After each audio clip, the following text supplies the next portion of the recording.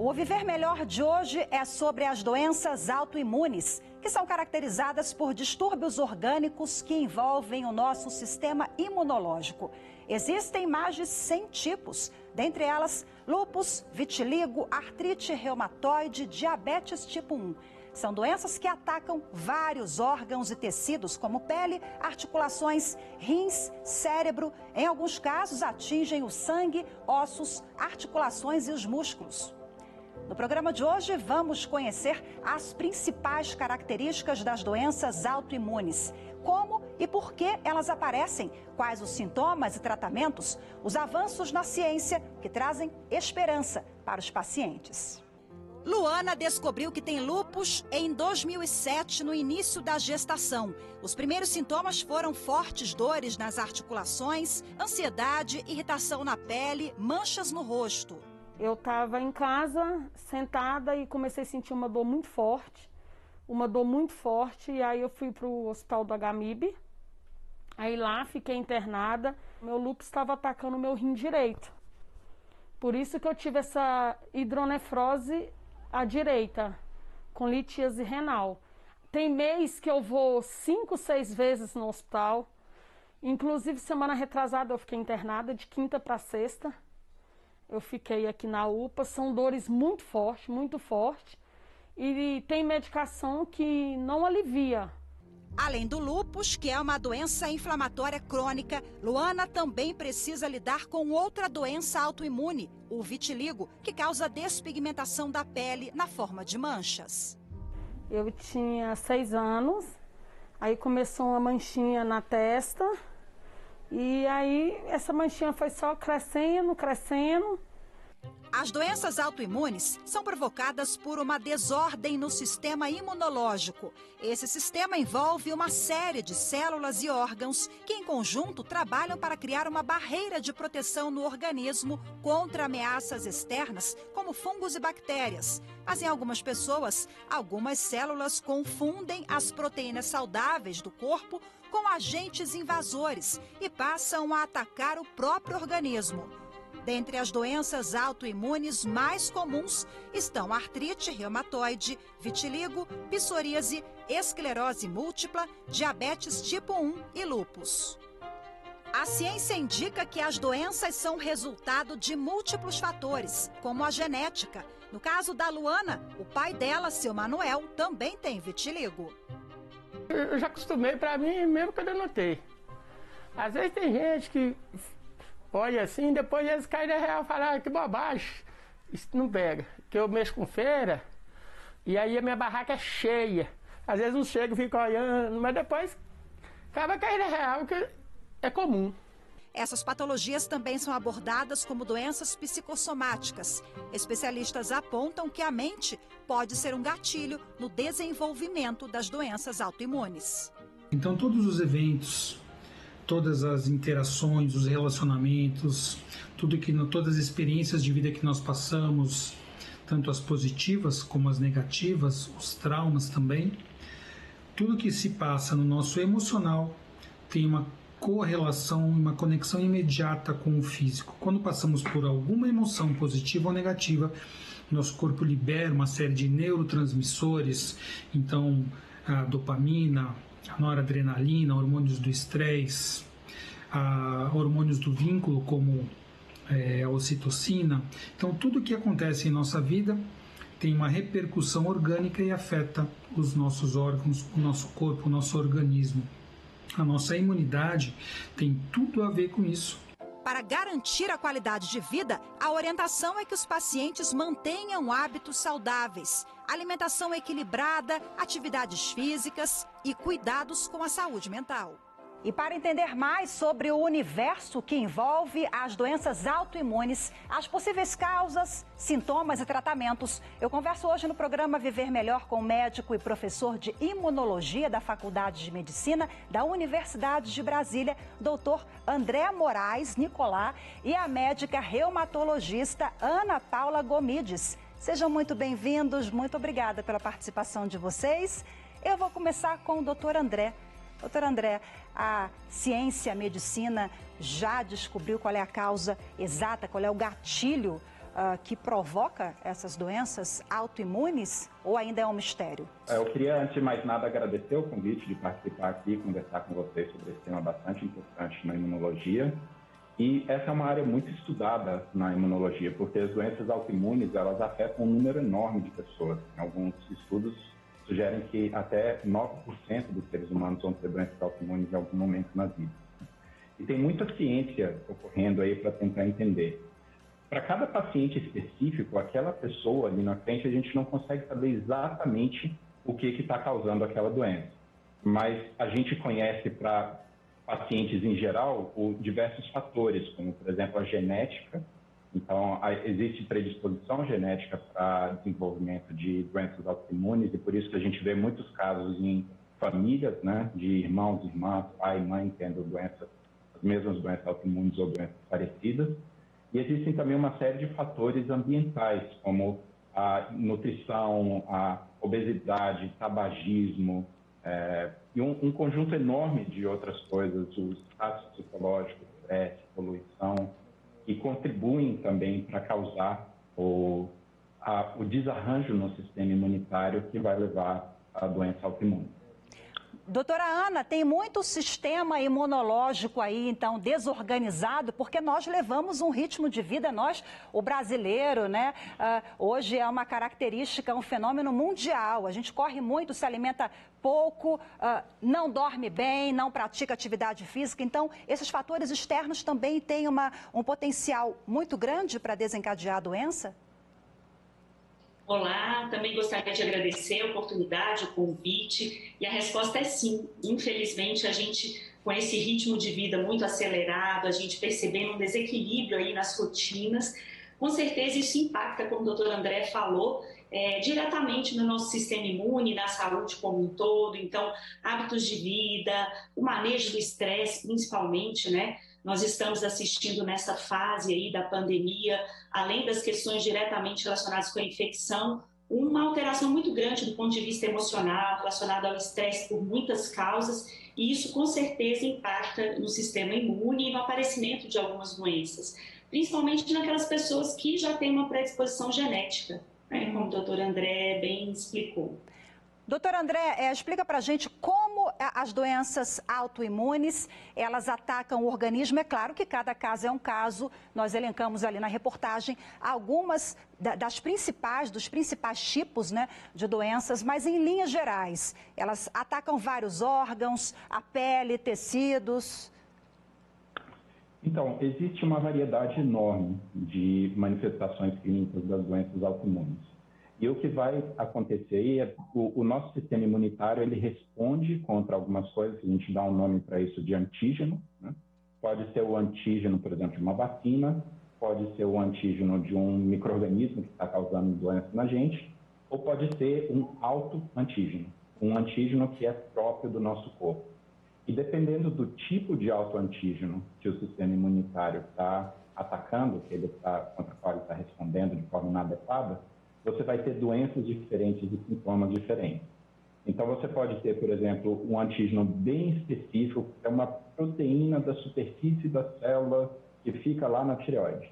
Então, é uma coisinha bem específica numa célula de uma glândula que fica aqui no pescoço da gente e controla o metabolismo. Aí você vai ter o sistema imunitário destruindo essa glândula, ela vai parar de produzir o hormônio e você vai ter hipotireoidismo, por exemplo. Então, é um defeito bem específico em um órgão bastante específico. Ou você pode ter resposta contra antígenos que são presentes em um número enorme de células, como, por exemplo, no lúpus eritematoso sistêmico, você pode ter antígenos que vão ser proteínas ou substâncias que estão no núcleo da célula. E isso tem no nosso corpo inteiro. E aí vão aparecer sintomas nas articulações, no coração, nos pulmões, nos rins, nas células sanguíneas, no cérebro e, essencialmente, no corpo todo. Então, a gente pode ter, dependendo do tipo de antígeno que o sistema imunitário responde inadequadamente, a gente pode ter doenças relativamente simples de se cuidar, que vão afetar um único órgão, ou até doenças gravíssimas, que afetam essencialmente tudo no corpo e são potencialmente letais se não tratadas.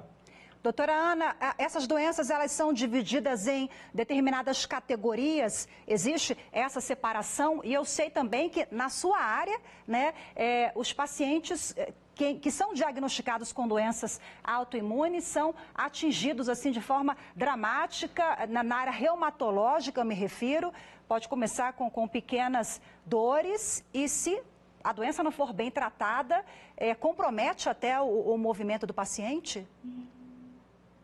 Exatamente. Na reumatologia, né, que é essa especialidade que a gente trata muito, os músculos, as articulações, os ossos, a gente tem mais de 100 tipos de doenças diferentes.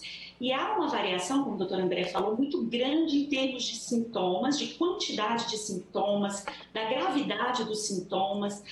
Dentro da reumatologia, a maior parte delas manifesta muitas vezes com dor, com inchaço nas articulações, né, nas juntas, que limitam o movimento quando ainda não estão em tratamento, e outras doenças com manifestação na pele, manifestação nos músculos e até em órgãos nobres, como o pulmão, o rim, né?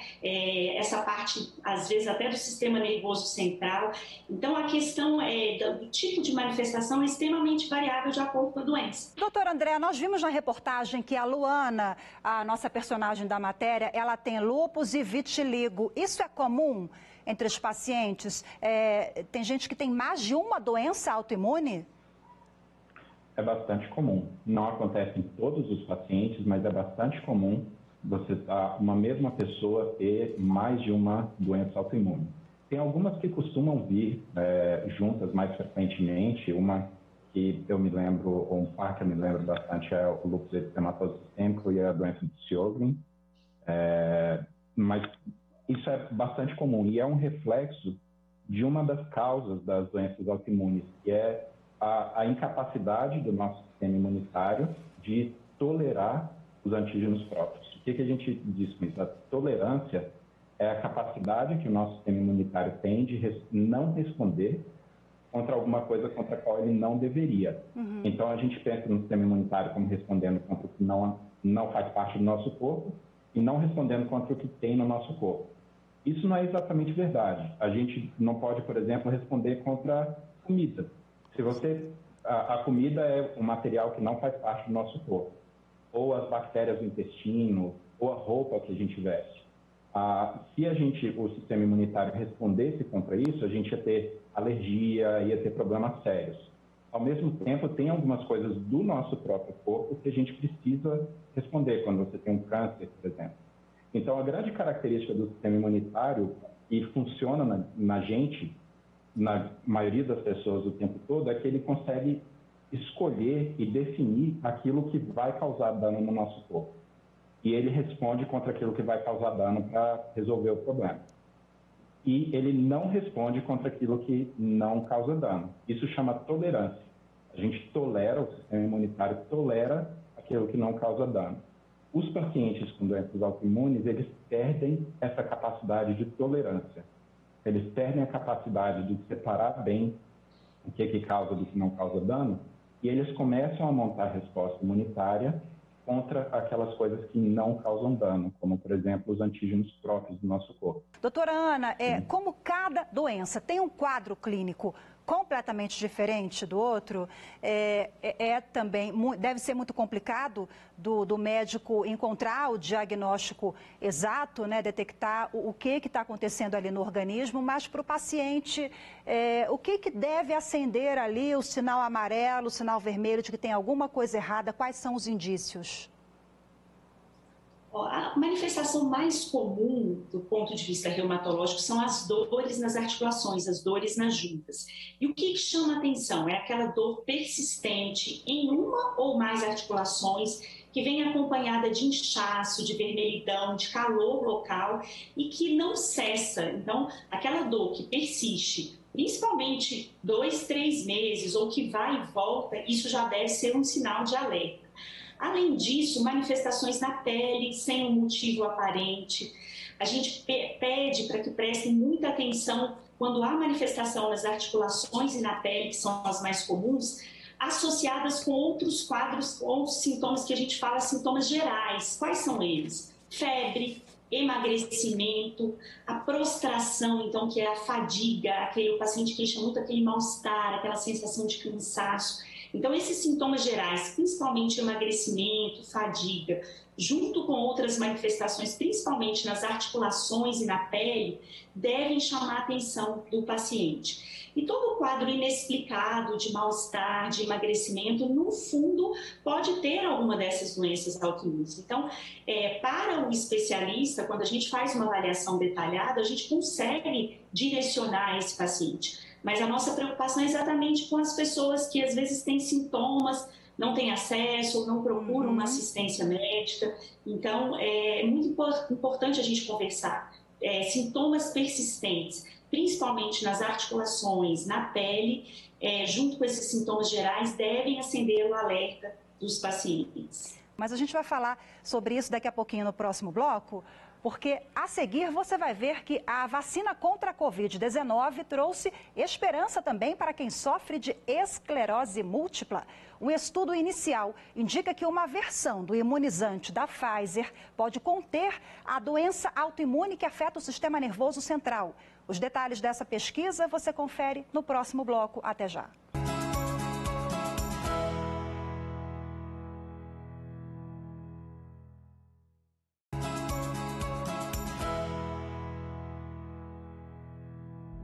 A esclerose múltipla é uma doença neurológica crônica autoimune progressiva, que afeta quase 3 milhões de pessoas no mundo. No Brasil, são cerca de 40 mil. Os sintomas são variados, de leves formigamentos à paralisia quase que completa das funções motoras.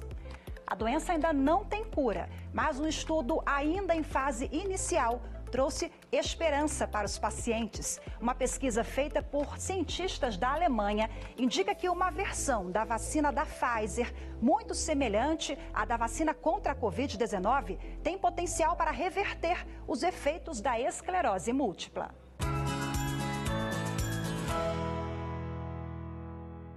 O estudo foi publicado na revista científica Science. A farmacêutica alemã BioNTech, que produziu a vacina da Covid-19 em parceria com a Pfizer, testou uma nova versão do imunizante com uma tecnologia baseada em uma molécula de RNA mensageiro modificado, que é uma proteína capaz de modular o sistema imunológico. O tratamento foi feito em ratos com doenças semelhantes à esclerose múltipla e conseguiu fazer com que o sistema imunológico dos animais aprendesse a tolerar a membrana que protege o sistema nervoso central, a mielina, e assim parar de causar novos danos nesse sistema. O sistema imune, ele acelera e freia como um carro. Acelera quando precisa combater um determinado patógeno, um invasor estranho, e ele precisa frear quando esse agente estranho já foi eliminado. Então, se ele continuar acelerado, ele vai ficar como um carro desgovernado e vão causar um acidente. Então, no caso da esclerose múltipla, é mais ou menos assim, um carro sem freio, particularmente no caso da esclerose múltipla contra a baía de mielina.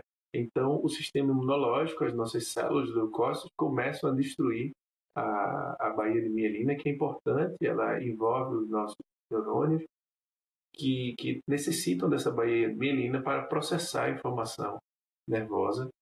Os animais tratados mostraram, num primeiro momento, a interrupção dos primeiros sintomas. Os camundongos, eles estimularam esse aspecto de controle do sistema imune que a gente chama de homeostase, né, esse freio. Então, esses camundongos tiveram a esclerose múltipla experimental, né, revertida, e isso é muito bom porque promete trazer aí uma série de benefícios para as pessoas que ainda sofrem com essa doença, cujo tratamento ainda não é plenamente eficaz e causa muitos impactos, porque o tratamento ainda envolve uma ampla gama muito grande de imunossupressão, e isso é danoso porque pode gerar infecções nesses indivíduos, e uma boa modulação do sistema imune por essa vacina possa ser que traga muitos benefícios.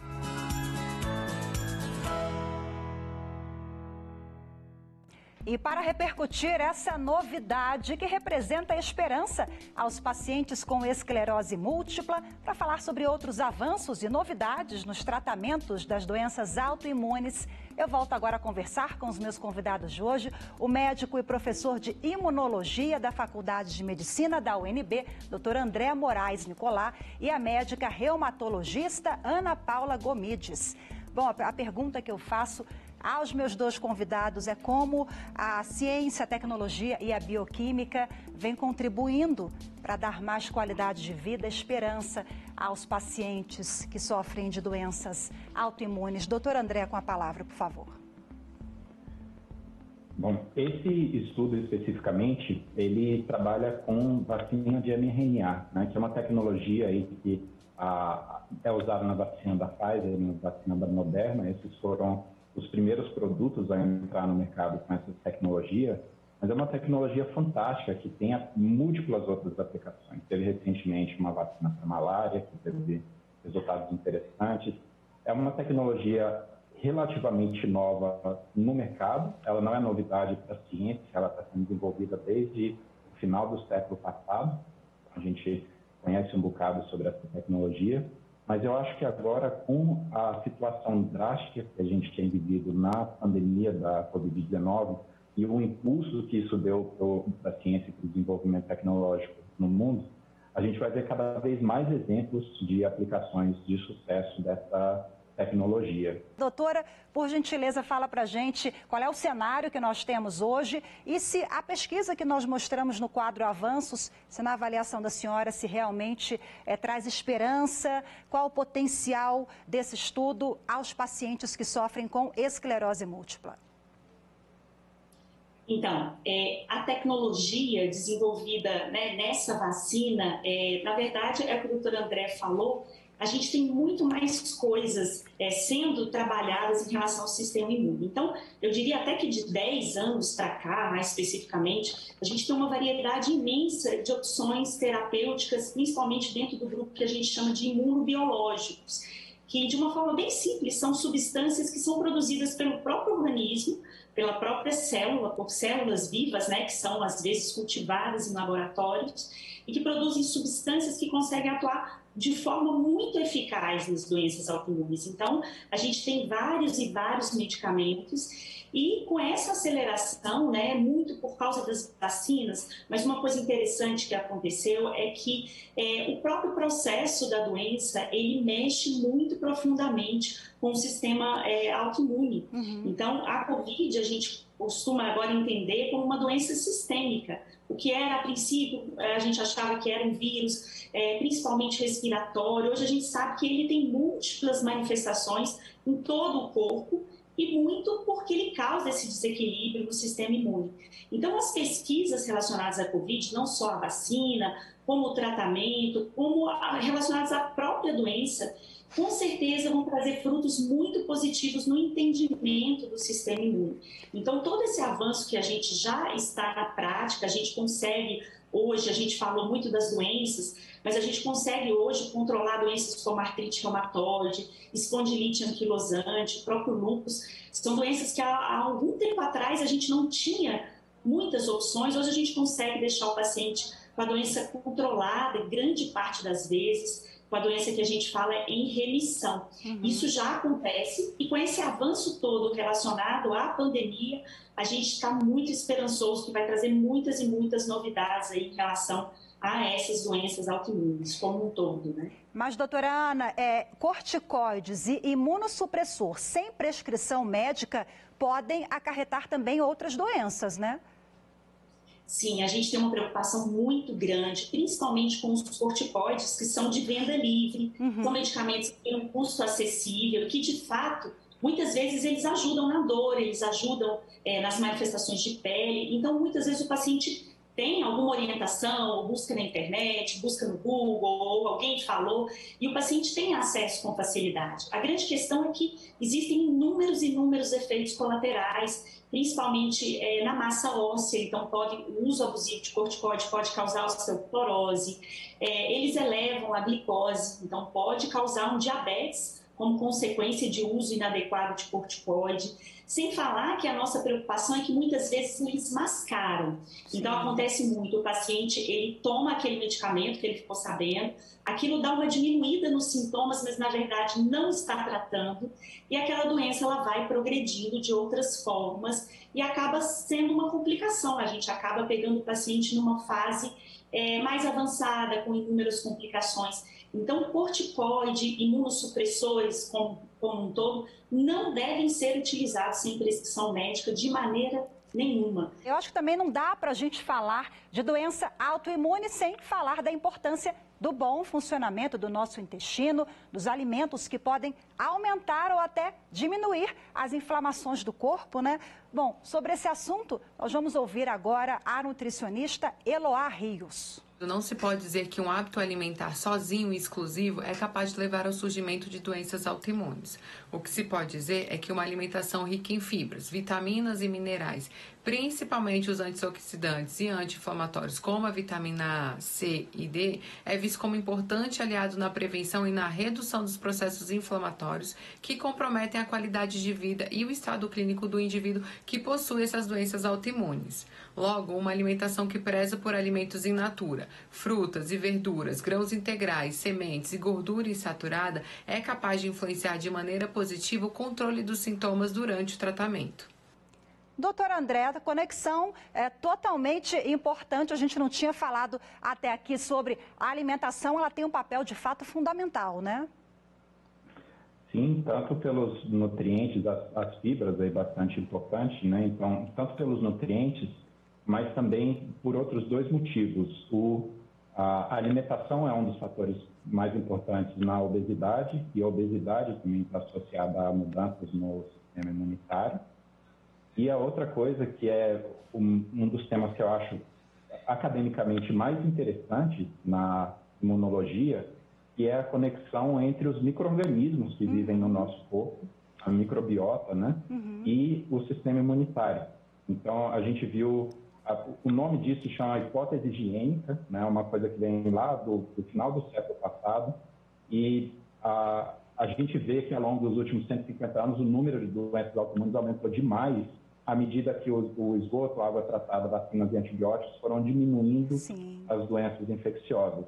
Então, esses micróbios, eles são super importantes para o funcionamento do nosso sistema imunitário, e a alimentação é super importante para controlar esses micróbios no nosso corpo.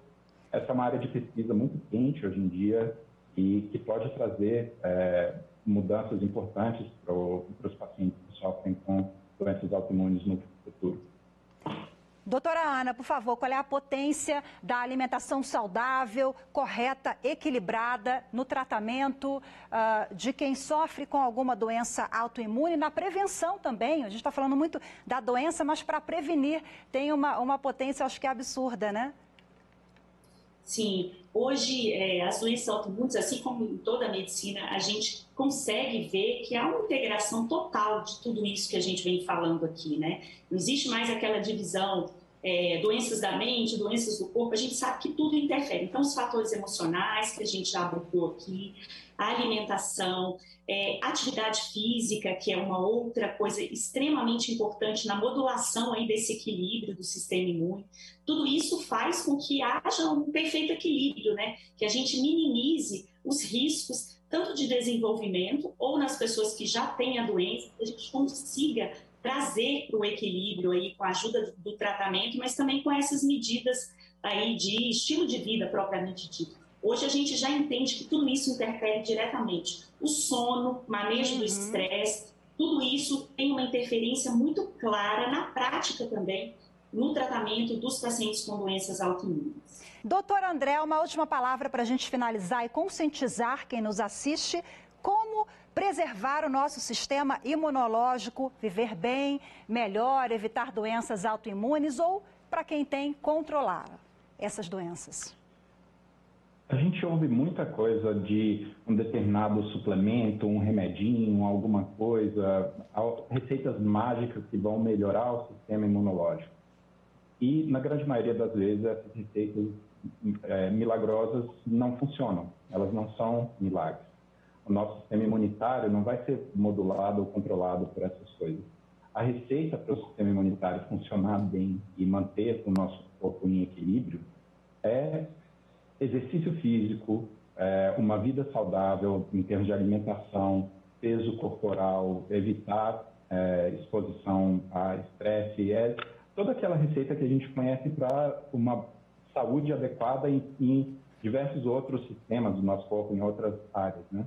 Não existe solução mágica para controlar o sistema imunitário. A solução é mesmo aquela de manter um hábito de vida saudável para ter uma vida longa e sem muitas doenças.